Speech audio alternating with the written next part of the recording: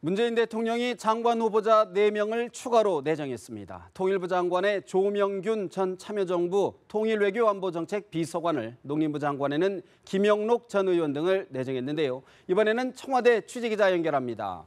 성수만 기자. 네, 청와대에 나와 있습니다. 박수현 청와대 대변인은 춘추관에서 4명의 장관 내정자를 추가로 발표를 했습니다. 미래창조과학부 장관 후보자에는 유영민 전 포스코 경영연구소 사장이 내정이 됐습니다. 청와대는 유 후보자가 ICT 분야의 풍부한 현장 경험 외에 기업 연구소장 등을 거치며 쌓은 융합적 리더십을 큰 장점으로 평가했습니다. 통일부 장관에는 조명균 전 참여정부 청와대 통일외교안보정책비서관을 내정했습니다. 박 대변인은 조 후보자를 남북회담, 대북 전략에 정통한 관료 출신 정책통이라고 평가했습니다. 이어 한반도 비핵화, 새 정부 남북관계 기본 방향 정립 등 통일부 주요 과제들을 유능하게 추진할 것으로 기대한다고 밝혔습니다.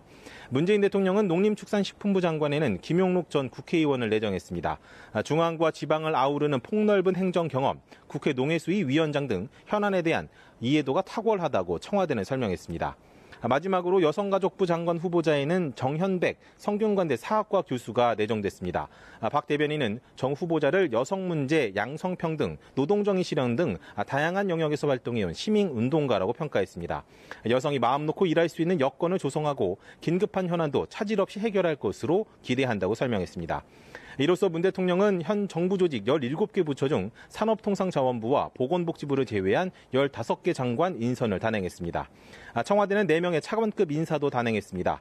농림축산식품부 차관에는 김현수 농림부 차관보를, 산업통상자원부 1차관에는 이인호 차관보를 내부 승진시켰습니다.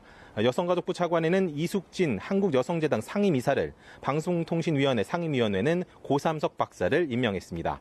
앞서 문 대통령은 청와대에서 국회 상임위원장단과 오찬 간담회를 가졌습니다. 문 대통령은 이 자리에서 어제 국회 시정연설에서 설명한 일자리 추경안의 원만한 처리에 협조를 당부했습니다. 특히 추경 예산 항목별로 보면 지난 대선 때 모든 후보가 필요하다고 공약한 내용이니 잘 살펴보고 도와달라고 말했습니다. 오늘 오찬에는 자유한국당 소속 상임위원장들은 문 대통령의 5대 인사 원칙 파기 등을 이유로 불참했습니다. 이런 가운데 청와대 안팎에서는 문 대통령이 인사청문 보고서 채택 시한이 지난 김상조 후보자에 대해서 임명을 강행할 수 있다는 관측도 나오고 있습니다. 지금까지 청와대 춘추관에서 전해드렸습니다.